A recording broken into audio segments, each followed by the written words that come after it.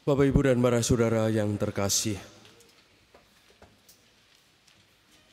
setelah peristiwa Golgota memang sekali lagi itu peristiwa yang mengguncang hidup para murid, para rasul. Maka mereka setelah peristiwa itu selalu berada dalam situasi yang penuh ketakutan. Karena berada dalam situasi yang penuh dengan ketakutan, kekhawatiran, kegelisahan, mungkin juga mereka berada dalam situasi yang penuh dengan kekecewaan. Maka mereka mengunci diri. Tetapi dalam situasi seperti itu, Tuhan Yesus mendatangi mereka. Tuhan Yesus menjumpai mereka. Dan sungguh salam yang diberikan oleh Tuhan Yesus di tengah-tengah mereka yang mengalami ketakutan ini adalah damai bagi kamu. Salam damai. Salam yang sungguh-sungguh akan menghapuskan ketakutan, kekecewaan, dan kekhawatiran itu. Atau dengan kata lain, sebenarnya dengan salam ini Tuhan Yesus hendak mengatakan, sudah tidak perlu khawatir, tidak perlu kecewa, tidak perlu takut lagi. Maka sungguh Tuhan Yesus bukan hanya sekali memberikan salam damai itu, tetapi kembali memberikan salam damai itu kepada mereka. Dan bukan hanya itu saja, tetapi Tuhan Yesus juga mengembusi mereka dengan Roh Kudus. Ini mengingatkan kita dalam peristiwa penciptaan, bagaimana Tuhan Allah menghembusi tanah liat itu dengan nafas hidup, maka menjadi makhluk baru. Maka Tuhan Yesus dengan mengembusi Roh Kudus atas mereka, mereka sungguh diciptakan menjadi manusia baru. Maka mereka diberi perutusan untuk mengampuni dosa. Perutusannya adalah mengampuni dosa. Karena apa yang dilakukan oleh Tuhan Yesus semuanya adalah juga untuk pengampunan ini. Inilah kerahiman Allah. Inilah belas kasih Allah. Tetapi dalam peristiwa itu ada satu murid yang ketinggalan, yakni Thomas. Thomas yang menerima pewartaan dari teman-temannya tidak percaya kalau belum melihat sendiri luka-luka yang ada di dalam diri Tuhan Yesus. Maka bagaimana mereka kembali berkumpul dan Tuhan Yesus kembali hadir. Di saat mereka kembali mengunci diri meskipun mereka sudah menerima damai dan menerima embusan Roh Kudus. Tuhan Yesus hadir dalam situasi itu dan kembali memberikan damai kepada mereka. Dan secara khusus bagaimana dia meminta kepada Thomas untuk mendekati dia. Thomas memang datang terlambat, tetapi Tuhan Yesus tidak meninggalkan dia. Justru sebaliknya, Tuhan Yesus kembali menjumpai mereka. Dan perjumpaan itu Tuhan Yesus tidak mengatakan apapun, artinya memarahi mereka, membenci mereka, tidak ada. Yang ada hanyalah memberikan damai. Tuhan Yesus pun juga tidak mengatakan ini loh akibat yang kamu lakukan atas diriku. Tuhan Yesus juga tidak menggugat mereka. Mengapa kamu meninggalkan aku ketika aku mengalami penderitaan? Mengapa kamu tidak membela aku? Tuhan Yesus tidak menggugat mereka. Justru sebaliknya, dia hadir memberikan damai sejahtera itu.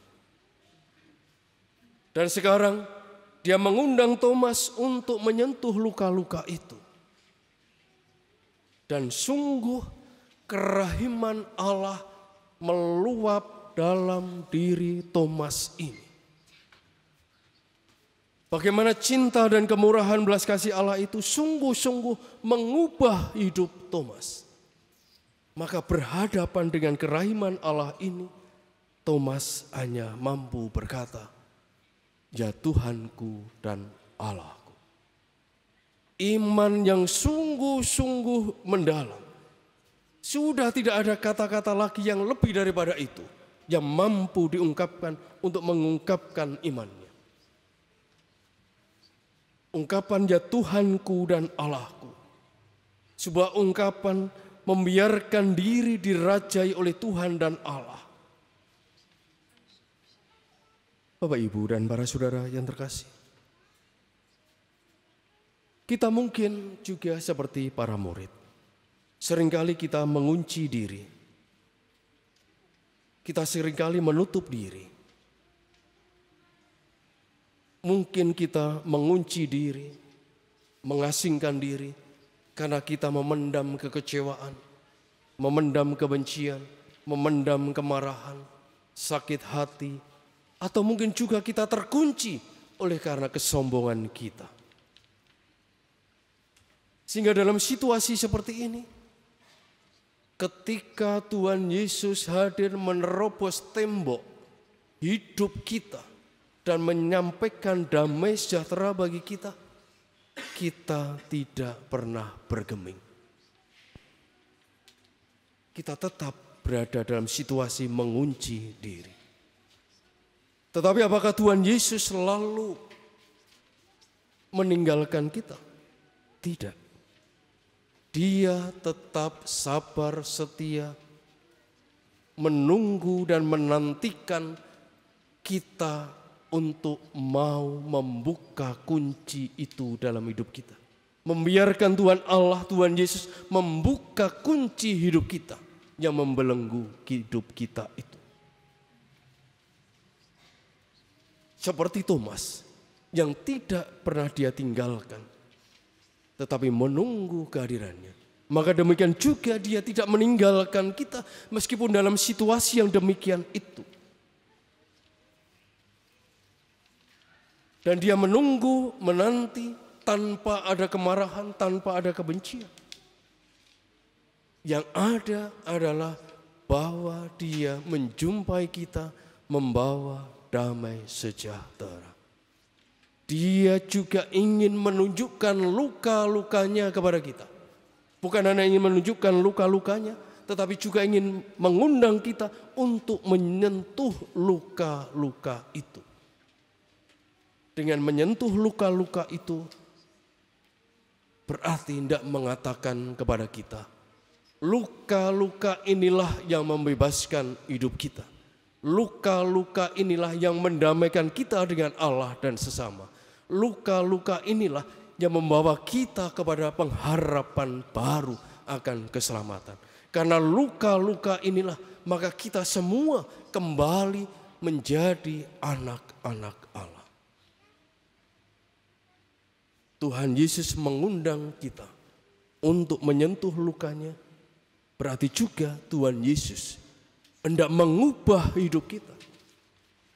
Dengan menyentuh lukanya, melihat lukanya, berarti kita mengalami perubahan dalam hidup. Seperti yang dialami oleh murid-murid ini. Sehingga ketika kita melihat kerahiman Allah yang demikian agung, yang demikian mulia, demikian luhur ini, yang tidak pernah menggugat akan dosa dan kesalahan kita, yang tidak pernah memarahi kita, yang tidak pernah menghakimi dan mengadili hidup kita. Tetapi dia datang dengan kerahimannya untuk membawa perubahan dalam hidup kita, memberikan harapan baru bagi kita. Terlebih dengan menyentuh luka-luka itu, membuat kita memiliki kepedulian satu sama lain. Dan nyata seperti yang dialami oleh jemaat perdana yang diungkapkan dalam bacaan pertama. Bagaimana mereka hidup sehati dan sejiwa. Mereka memiliki kepedulian satu sama lain. Bahwa mereka tidak menginginkan saudara mereka hidup dalam kesusahan, hidup dalam penderitaan. Maka mereka hidup berbagi satu dengan yang lainnya. Itu semua terjadi karena mereka telah mengalami kerahiman Allah di dalam diri Tuhan Yesus. Bapak, Ibu, dan para saudara terkasih, maka sungguh di hadapan Tuhan Yesus yang begitu murah hati, begitu berbelas kasih, begitu penuh kerahiman ini, yang telah menunjukkan dan mengundang kita untuk menyentuh luka-lukanya yang adalah sumber kerahiman itu, maka yang harus keluar dari diri kita pun seperti yang diungkapkan oleh Thomas. Ya Tuhanku dan Allahku. Pemberian diri, penyerahan diri untuk terus menerus dibimbing dan dirajai oleh Tuhan Allah itu sendiri. Sehingga dengan demikian sungguh mampu menghadirkan kehidupan yang baru. Sekali lagi Bapak, Ibu, dan para saudara yang terkasih, kerahiman Allah tidak pernah menghakimi keberdosaan kita. Tidak pernah menggugat kesalahan dan dosa kita. Tetapi kerahimannya membersihkan hidup kita. Kerahimannya menyucikan kita. Luka-lukanya menghapus dosa kita. Luka-lukanya mendamaikan dan membebaskan kita. Dan akhirnya membuat kita memiliki harapan hidup baru, yakni hidup bersama Allah sendiri. Namun sebelum sampai sana, kita pun diutus karena Roh Kudus dicurahkan kepada kita untuk mengampuni, untuk berbagi hidup, berbagi kerahiman, berbagi belas kasih, sehingga dengan demikian sungguh kerahiman Allah menyelamatkan jiwa-jiwa yang merindukan Allah sendiri.